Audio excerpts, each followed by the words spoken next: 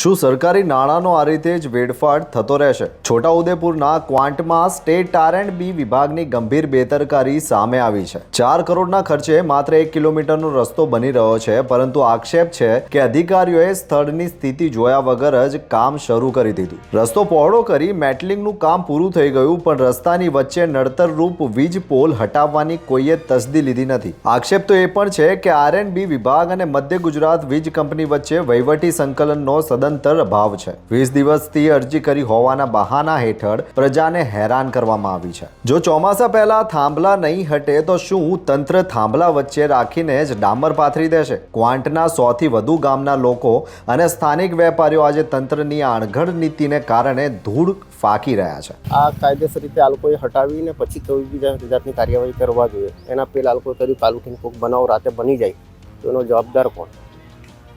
એમને બહુ બધી બાજુ આ તો હજી થાંભલા જ હજી રોડ પર દેખાય, પણ બીજા ડીપીઓ બહુ મોટી રોડ પર વચ્ચોવચ્ચ છે આવેલી, એ ડીપીઓ બી હજી હટાવી નથી એ લોકોએ, ને એમનામાં જ અંધાધૂળ જ કામ ચાલુ કર્યું છે। રાતે કેવું પડી જાય બધું આવું બધું બહુ દેખવાનું છે, પણ આવું બધું કોણ એનો જવાબદાર કોણ?